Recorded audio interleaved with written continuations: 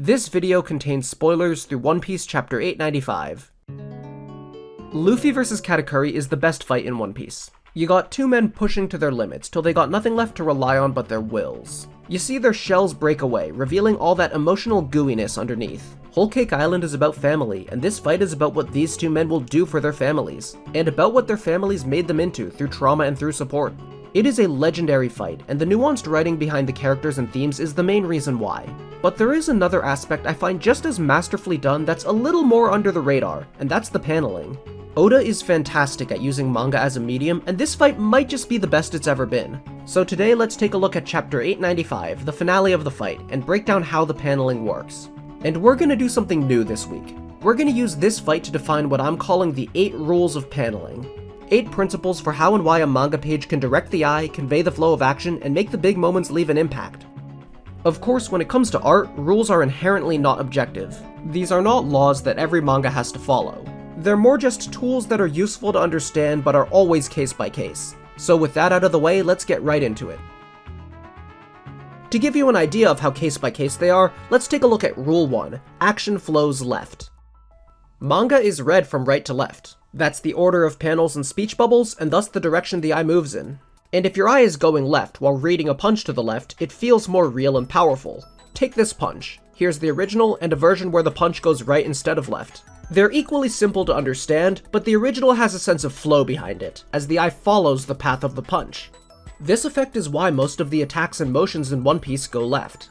But there is a common modifier to this rule. Manga isn't just right to left, but actually follows a reverse Z layout, going diagonally to reach the next row of panels. This means that in these moments, it can flow better to have the motion go to the right, like on this page where Katakuri rolls onto the ground.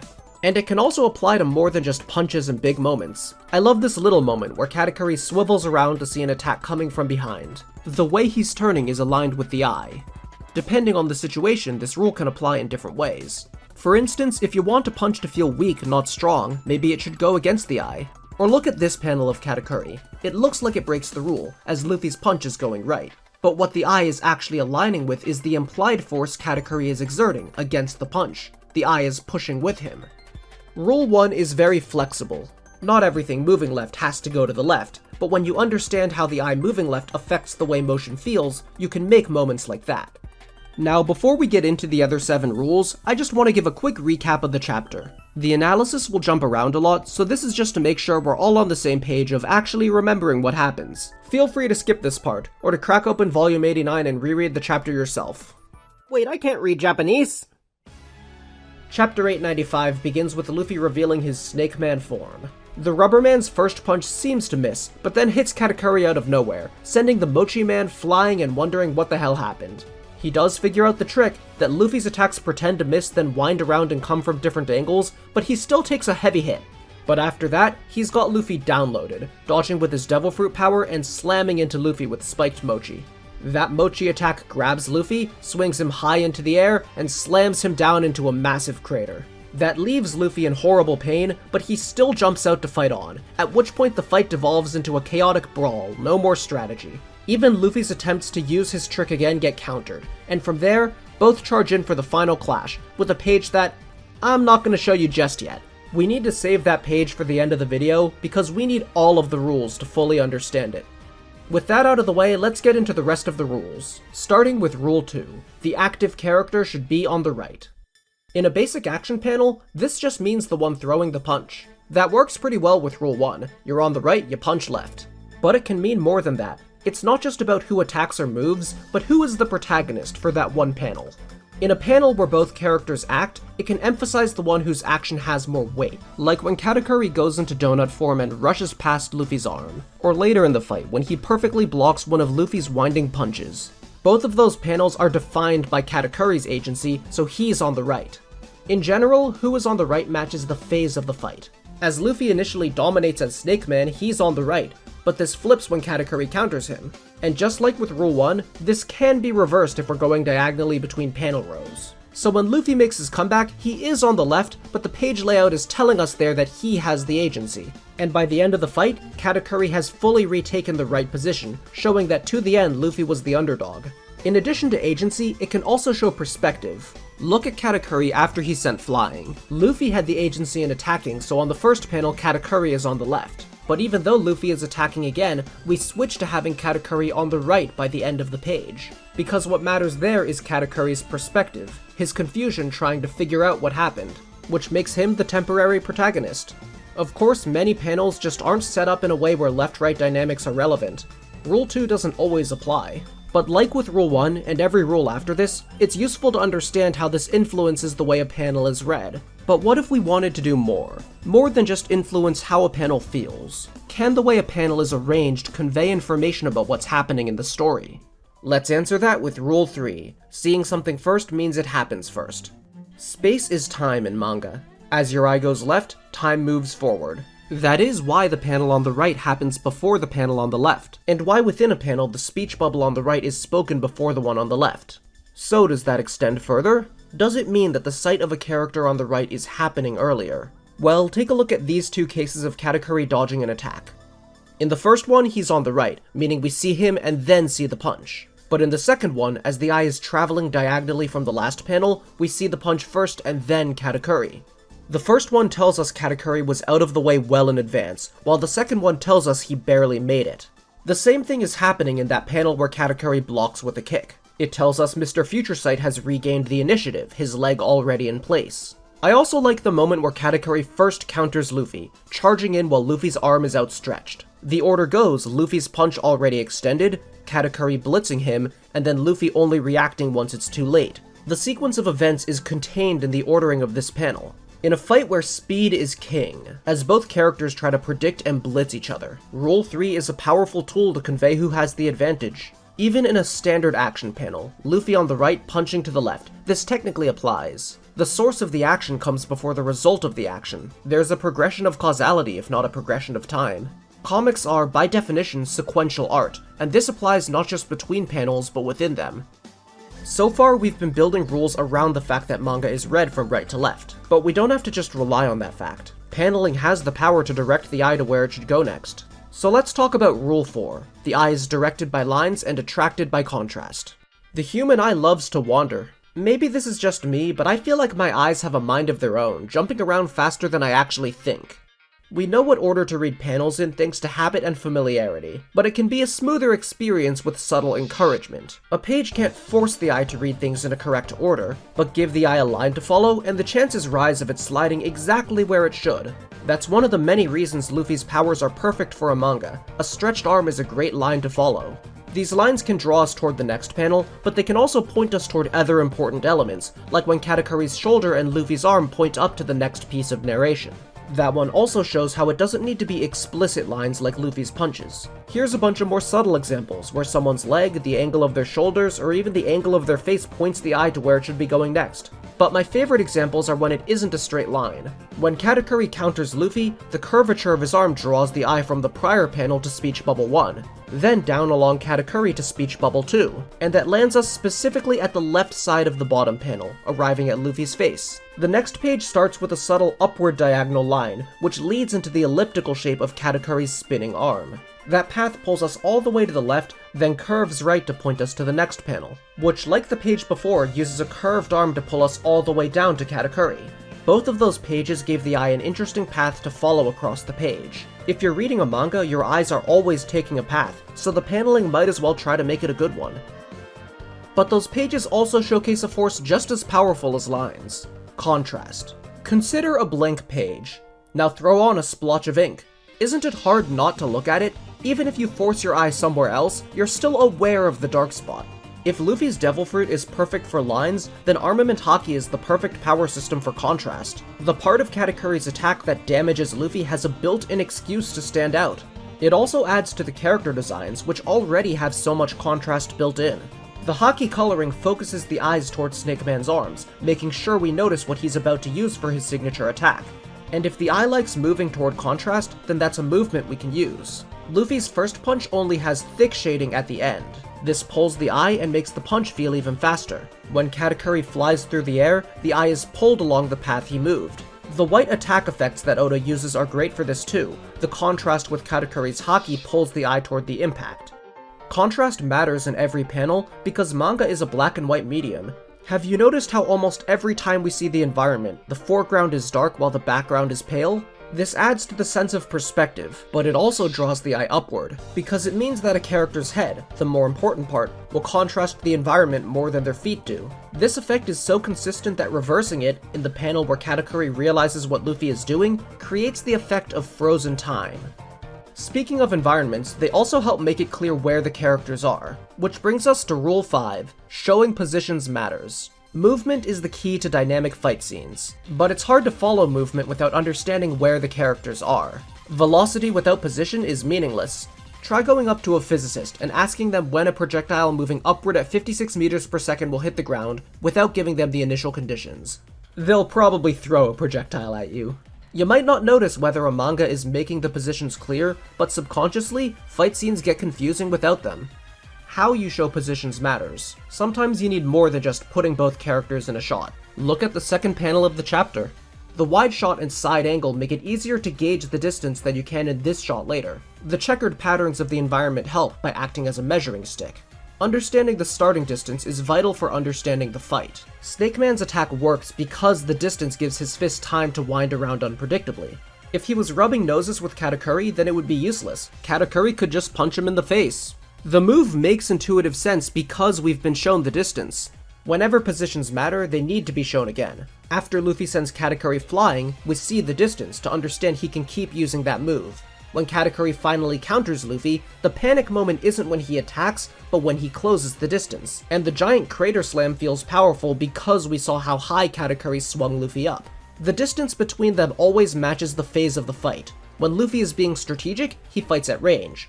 Once it turns into a brawl, they're close together, and when Luffy tries to use distance again, Katakuri closes it, telling him that won't work anymore.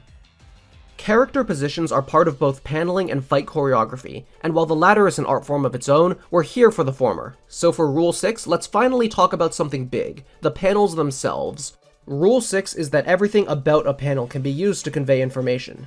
That's a little too broad though. Sounds like that could basically mean anything. So let's divide it into 4 sub-rules, starting with Rule 6a, panel size controls pace. Cinematography is a powerful art form. Movie directors have spent the last century exploring the medium, blocking beautiful shots, and complaining when people watch movies on their phone. Because despite everything cinematography can control, there's one thing it has no power over, the size of the shot. The actor and the camera can be an inch or a mile apart, but the screen is the screen. Outside rare experimenters like Don Hertzfeldt or Ang Lee, it's just not in the toolbox. But go over to manga and it's standard. A large panel can show off a new character design in full detail, or make an impact feel powerful. If you want to show scale, a wide shot can literally be bigger than those around it. On the other hand, small panels keep up the momentum, and let a moment feel fast, like when Katakuri turns into Mochi to dodge. The narrowness of these panels means you cross them quickly, and Katakuri's dodge feels sudden. Small panels can even imply a lack of importance. The Brawl sequence uses small panels to convey that none of these blows are as significant as the ones earlier on. Panel size lets pacing desync from time. Take a look at the panel where Katakuri realizes how Snake Man's attacks work. The size of the panel causes time to slow down, matching how Katakuri's epiphany feels to him. Compare that to the panels of Katakuri looking side to side before getting hit. These panels take more time in world, but feel faster, matching his struggle to keep up. Or look at when Katakuri slams Luffy down. The stack of small panels to rush down makes you read as fast as Luffy falls. When you read Katakuri's epiphany, you make the choice to slow down and take it in. The paneling encourages this choice, but it's still your choice. You can slow down your reading speed without slowing down the story. Like, even if you as a reader speed read this part, what Katakuri experiences still feels slowed down, because manga lets pacing desync from time. This quality cannot translate to anime. The anime does a pretty solid job with this moment, but it's forced to rely on a little bit of slow motion, slowing the attack down in a way the manga doesn't have to, because anime is tied to real time and manga isn't.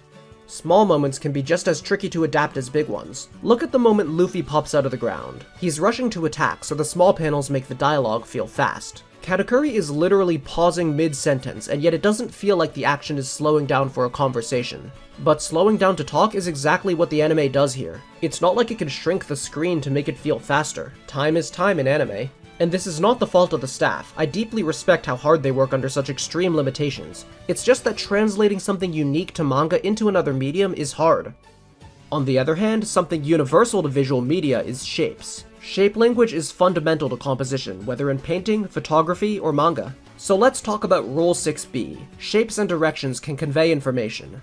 Shapes are everywhere in One Piece, starting from the character designs. For example, Bounce Man is shaped like a ball. I'm sure you can figure out why. But also because large circles and other thick shapes convey power and weight. So what does it tell us when we see Snake Man's thinner form and specifically his comparatively thinner arms? It means that before we've even seen him attack, we can tell this form is more about agility than strength. That's why the contrast had to put focus on his arms. Yet Snake Man still uses Bounce Man's imagery. The concentric circles to represent Gear 4's compression-based attacks have become a visual motif that we can easily remember because it was established back in Dressrosa. Katakuri is so tall because he represents an overwhelming challenge for Luffy. The spikes on his clothes represent the harsh personality he puts on as emotional defense, neither actually a part of him underneath. And he literally turns into a donut, a wheel, whenever he has to go fast.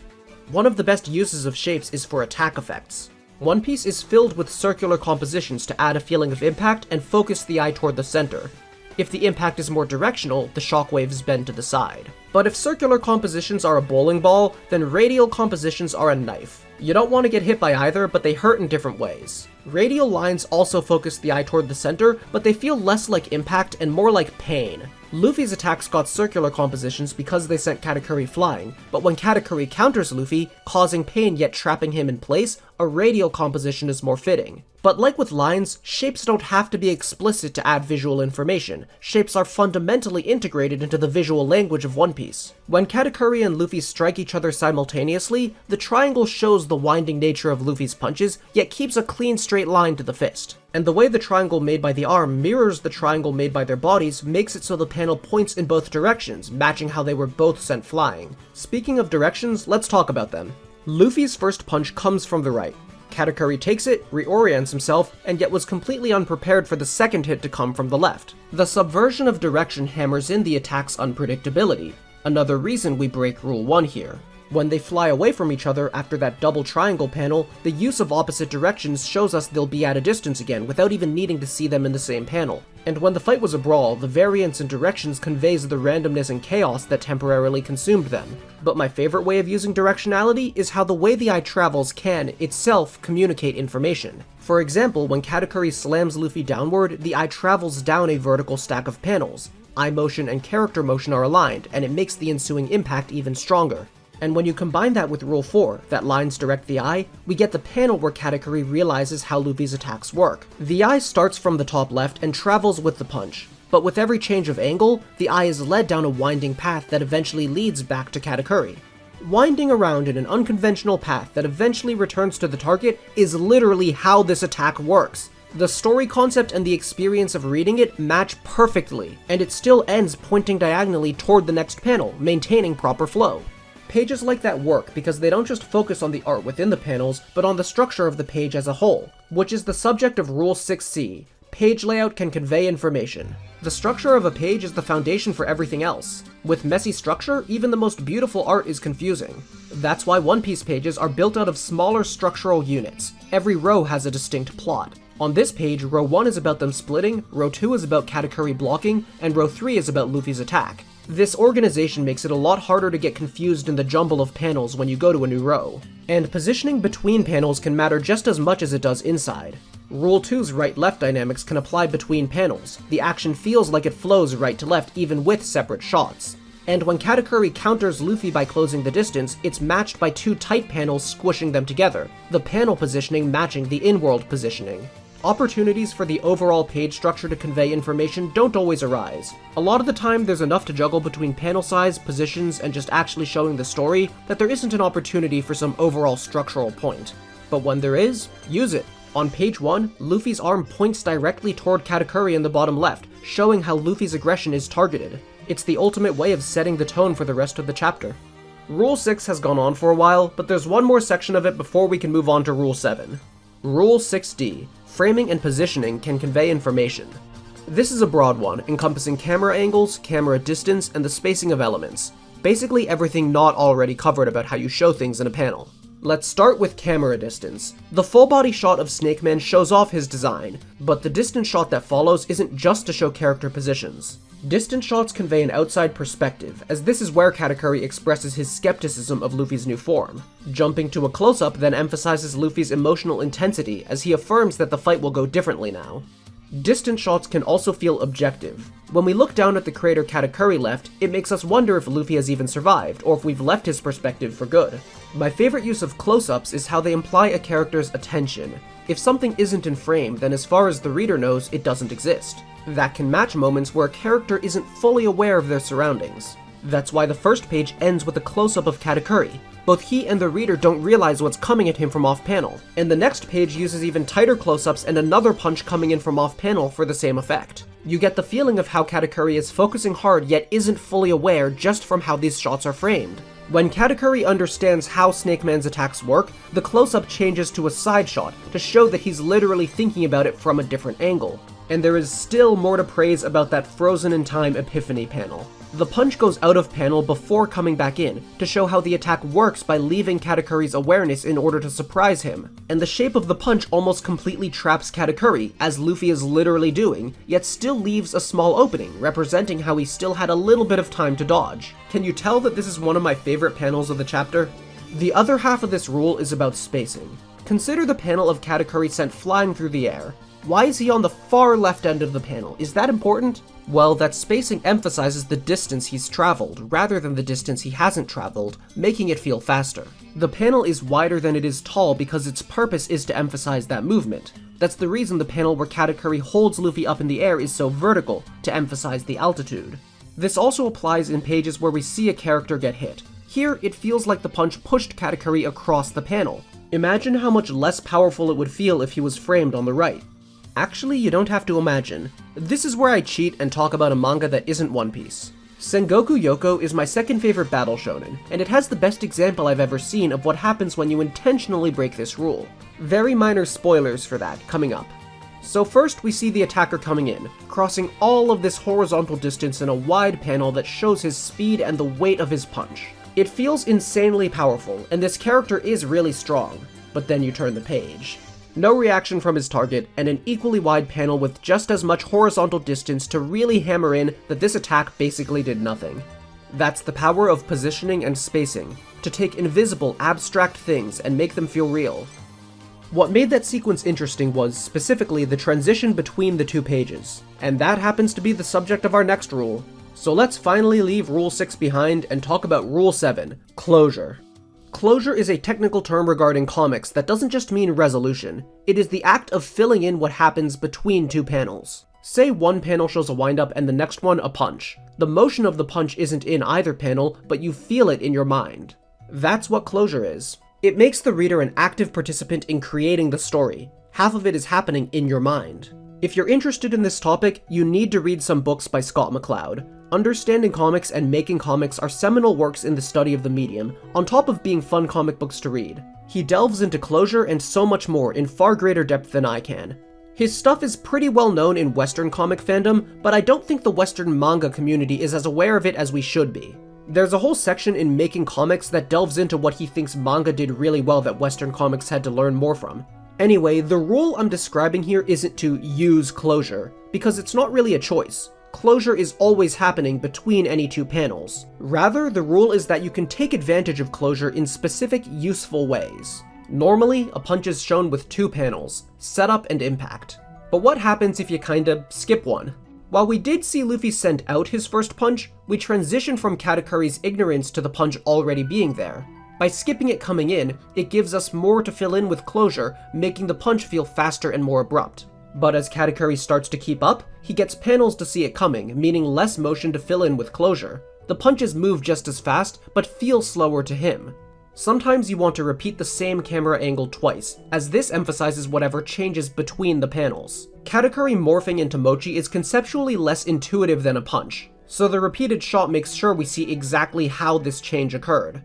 But closure isn't just about minor transitions. Closure is part of the story as much as panels are.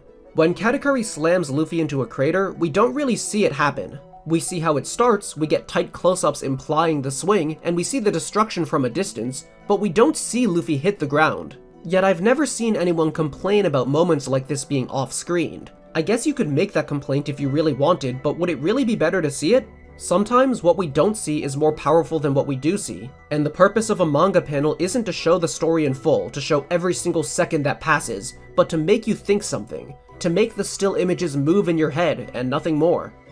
Some things don't need to be seen, and some things do. Some things are too easily forgotten in the midst of all the action. Let's finish off the rules with Rule 8, how characters feel matters. And don't forget that after that, we're going to break down how almost all of the rules apply to the final page.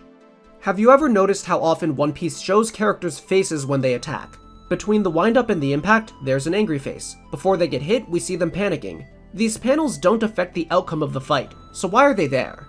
Well, on a technical level, I think they actually aid closure in an interesting way. Closure is typically thought of as happening in the gutters, the space between the panels. But if a panel only shows their face, then we don't know what's happening outside the frame. Maybe their fist is actually moving during that panel, even if we don't see it. It creates an illusion that the motion is happening during these small beat panels, instead of just between panels, which is a really cool technique to make the action feel more smooth and real. Well, that's the technical reason at least. The more important reason is that we're only reading this story because we care about how the characters feel. And for us to care, the story has to care. The story has to treat it as something worth showing. If you took one of these panels out, it wouldn't really hurt the chapter. But if you categorically removed all panels of this nature from One Piece, the series would feel completely different. Fight scenes need emotions behind them, and that's not just something you set up before you start. That's something you have to show while they're happening. Luffy finally taking the upper hand isn't just interesting because the powers and strategies that made that possible. It's interesting because we see the emotional intensity, the willpower it took from him, and the frustration on Katakuri's face as he tries to understand. Every hit Luffy takes has weight because we're shown that it hurts him.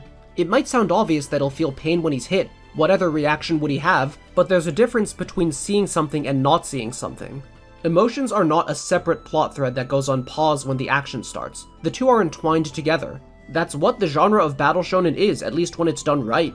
And the emotions are stronger when they're backed up by well put together narrative and well put together fights.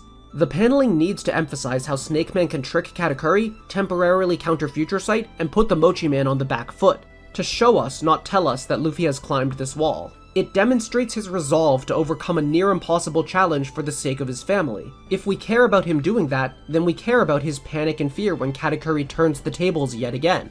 To understand what happens in the next chapter, and in case there is one person watching this video who hasn't read it yet, I know you're listening, thank you for supporting my videos even though you aren't into One Piece, I won't spoil it. But to understand what happens next, you need to understand that the only thing keeping them going is each man's willpower. Normally, the close-ups before attacks show anger and determination, but near the end of the fight, we get two that show them groaning and wheezing as their wills push their failing bodies. One of my favorite moments in the chapter is when Luffy screams and complains about his pain and hunger. Katakuri asks, "What are you saying?" and Luffy says, "Everything I'm thinking." Because that's the difference between the two. Katakuri repressed his emotions for the sake of being the big brother his family needed. He needed to be perfect for them, never laying his back on the ground, and so he barely even shows his emotions. He might be made of mochi, but his face is stone. While Luffy is one of the most expressive characters in manga, he's a living cartoon. His rubber face can stretch into any expression. He never has a thought bubble, because if there's something he feels, he says it. And if it's something too raw to be said, then you see it on his face. He is the opposite of emotional repression. One Piece is a story of emotional extremes, of rage and misery and joy. Luffy's character and One Piece's identity are real because we see them. Because whenever a character feels something, there is a panel to show it. The medium used to tell the story is the story. And manga is a damn interesting medium. Alright, so a couple of disclaimers before we talk about the finale of the fight. First, as I alluded to at the start, it's all subjective. Both rules and art by their nature, and my perspective on what the rules are. Second, this set of rules is not exhaustive. This video started production as just a paneling review of Chapter 895 and turned into something much larger, which is why it took so long to come out. But that meant the rules had to be limited to what had a good number of examples in the chapter. A lot more can be said about panel shape, characters' eyes directing the flow, visual storytelling, or so much more. In particular, this was about action paneling from an action chapter in an action manga, which itself has a pretty unique paneling style. Go into drama or comedy or outside of Japanese comics, and you'll find that some of these rules are useless and some new ones have to be written. That said, I love the way One Piece is drawn, and I'm glad I got a chance to talk about it like this. Let's talk about the penultimate page of Chapter 895 and how it sets up the finale. Katakuri charges in from right to left in his wheel-like donut shape. The horizontal panel emphasizes speed, with space on both sides, emphasizing both the distance he's gone and the distance on his way to Luffy. Katakuri's panels command most of the space of this row, with Luffy trapped there in the corner. But in the next row, Luffy pushes out and commandeers half the space. He never gave up in all the 11 hours this fight took. He started as the underdog, pushed into every corner in the mirror world, and yet he made the fight his own. Going into the end, Katakuri charges in fast while Luffy winds one final punch around. The final page starts with Katakuri's right-to-left motion. He's on the right, as to the end he's the dominant force of the fight. Contrast draws the eye to the strong, giant, spiked ball shape of Katakuri's attack, looming over Luffy. It's a huge panel for a huge moment. My eyes want to linger and explore the details because I'm not ready for the best One Piece arc to end. The eye might start by moving right to left with Katakuri, but after his attack, the eye is drawn by the dark contrast and winding line of Luffy's rubber, haki-infused arm, taking its unconventional yet persistent path from angles no one expected to challenge Katakuri directly. Again, the story of the fight in a single image. The arm is shadowed in the back yet brightly lit in the front, pulling the eye toward the contrast of the fist just a little bit faster. When the eye finishes the panel, it isn't moving left with Katakuri, but moving right with Luffy. Which one truly had the upper hand in the end, or did they finally become equals? And the eye is led right toward the next panels, where the last we see of Luffy and Katakuri is not how they attack, but how they feel. And the final clash, the outcome of the fight, is left for us to imagine.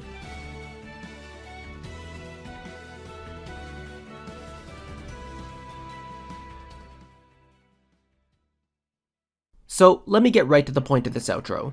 This video looked way better than usual because it was edited by my friend McIce. If you want more of my videos to look this good, subscribe to the Patreon or become a channel member so I can pay him to do this more. This video was an ordeal to make. After the absurd number of hours it took just to plan, write, edit, and record the script, I was not only exhausted, but very aware that my video editing skills were insufficient to do this one justice. Editing it myself would delay it for months and burn me out. So I hired my friend McIce instead. Not only did he get it out on time and save my mental health, but he far exceeded my expectations and made this video look amazing. And I would love to hire him for more videos, but the thing is, that costs money. And that's why I'm asking those who can afford to consider supporting the channel. Patreon or memberships, I don't really care. Channel makes more, I hire him more, videos are better. He also asked me to say that this isn't just a fund for hiring him more, but does also support me. And a deep thank you to the current supporters whose names are up on screen. Usual videos will continue, but it'll probably be a while before my next big project. This one took a lot out of me, and I need to focus on some non-YouTube things I've been neglecting.